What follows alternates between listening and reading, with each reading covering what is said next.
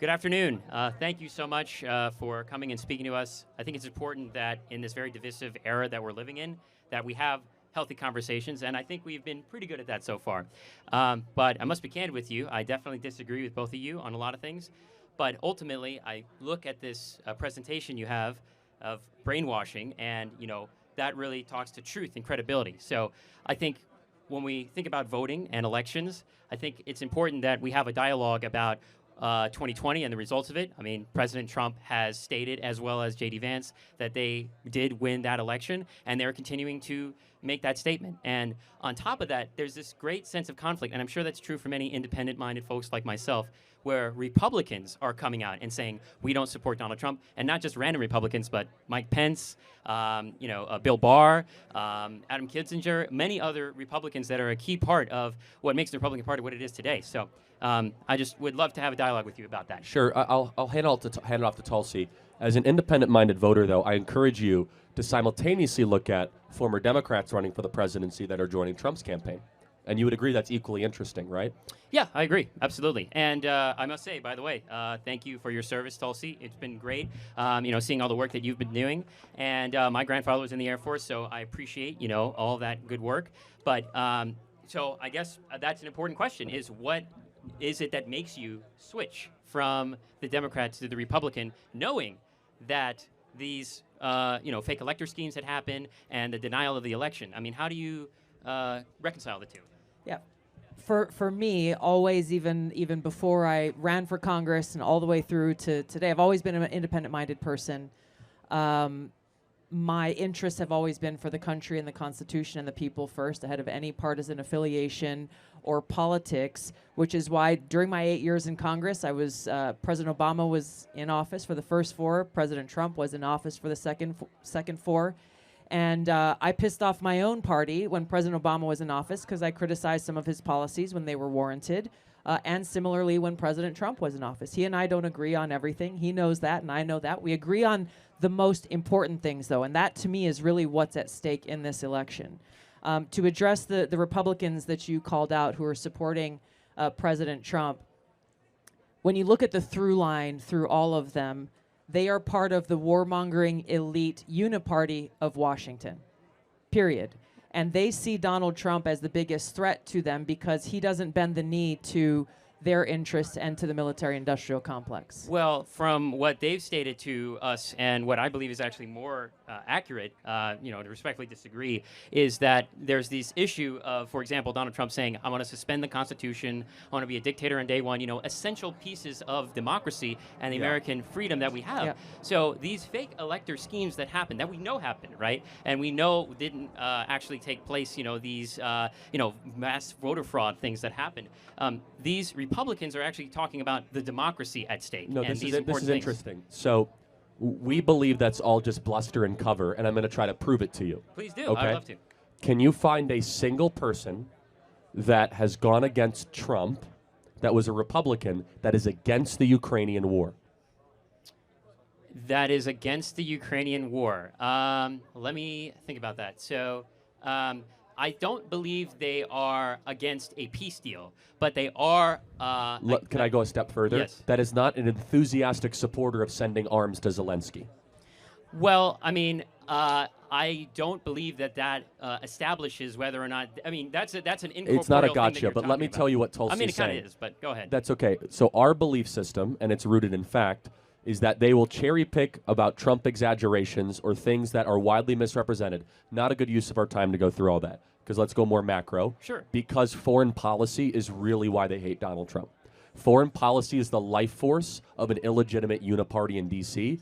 that... But, I mean, at its core, though, wouldn't you all agree that the division within the Republican Party has been a large part, a result of the aftermath of 2020? I mean, January 6th... There isn't division, though. You have a couple defectors like Liz Cheney and Adam Kinzinger that aren't even part of our worldview. Liz Cheney is now going around saying she supports Roe versus Wade. She was never a Republican. I mean, so the point being is you can, yes, talk about these people that might have previously been installed, but here's what's happening, is you're seeing Bobby Kennedy's and Elon Musk's and Tulsi Gabbard's join the Republican Party, and so we're gaining addition of people that are more like-minded, and we're subtracting those that were never part of us in the first place. There's 2 points to the criticisms that these people are bringing up against Donald Trump and that Kamala Harris is touting on the campaign, which is they say President Trump is a threat to the Constitution and a threat to democracy, right? That's at the core of what your question and their argument is. Kamala Harris does not believe in free speech, period. She does not believe in free speech. She has advocated time and again for the censorship of speech that she believes is misinformation, disinformation, or hate speech. Tim Walz believes the same. They've said this explicitly. Kamala Harris does not believe in freedom of religion. As a U.S. Senator, she voted against a judicial nominee that was before their committee simply because he's a devout practicing Catholic and a member of the Knights of Columbus. She talked about this. You can go and look at her comments.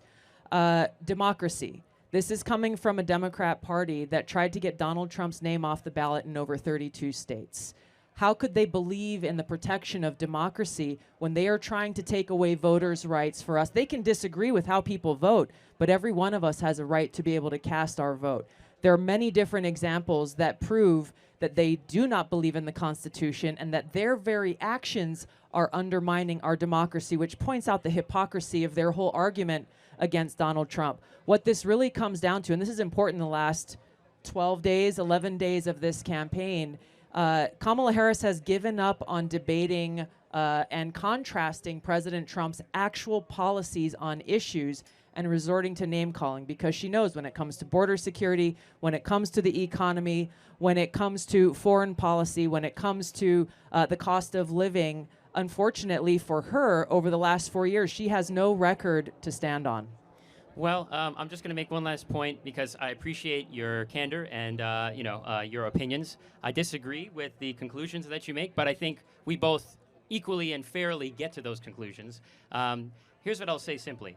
I think that if you are going to vote for a president of the United States, the core thing you have to think about is when I vote for that president, will my vote remain protected and insured?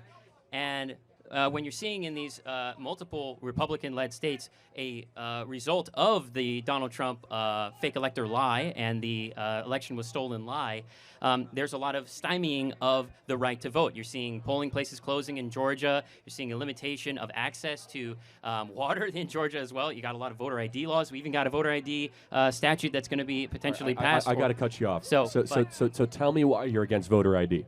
Absolutely. Great question.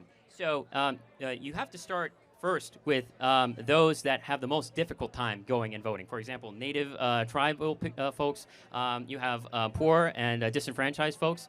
And when you create a voter ID law, first of all, in the state of Nevada, there's already multiple ways to verify your identification. And I know this because I was trained as an agency of the registrar. And so I understand that at the back end of this, there's a lot of verification that goes on. And this is true for many other states. But when you include voter ID as well, you're adding an additional barrier to those individuals. Should I have to show an ID to board an airplane?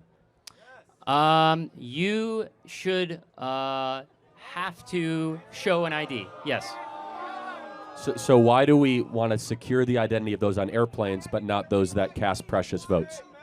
Well, there's a difference between a privilege and a right, as you stated yourself. And there's a privilege to take agree. An airplane. But don't you agree rights are more important to protect than privileges? So it actually works in my favor. Rights you should secure a lot more than privileges. Actually, not in the instance that you're speaking of, because when we're using an ID, it's about the verification of who's paying for the flight and things of that nature. But when you talk about voter ID law... That's not correct. A third party can pay for the flight. Why are we doing identification when you board an airplane? We want to make sure that you are who you say you are and you're not a jihadist trying to take over the plane, or if you're not a child sex trafficker trying to smuggle a kid. And so we do that why? So that you don't have fraudulent identity, or that you're not on a do-not-fly list, right? Yeah, right. But what we're talking about at its core, as you said, the difference between a right and a privilege, what we're talking about is that these individuals who are going to go and vote, there are many other alternate ways that aren't as limiting. Last question. Have you ever met a human being without an ID? Have I ever met a human being? Yeah, there's multiple homeless people on the street that I've had the privilege of meeting and helping at food. How difficult is it to get an ID? Pretty difficult. In the state of Nevada specifically, you need 2 forms of identification, including the original birth certificate, which folks born in like the 50s and the 60s, they're going to have a pretty, even the 40s and the 30s. No, we're talking about two different right? things. Voter registration and getting a voter ID is super easy. It's 5 minutes or less. It's not in the state of Nevada specifically, because that's what we're here at. We're in Nevada. But then- It's way more difficult, and I encourage you to do your research on how to get the ID here. Maybe it's different in where you're at, but in any case, I'll let you speak. No, it's fine. Thank you. I think it's astonishing that in order to rent a movie, board an airplane, in order to even sometimes get a dinner reservation, you need to prove identification. But to vote, we don't care to secure identity, which I think is outrageous. Yeah. So. One last point I will make on that is that many of these. We can move on if the crowd's Yeah, let's not go to the next happy. question. So, Thank you. Anyway, thank you so Thank much. you. Appreciate it.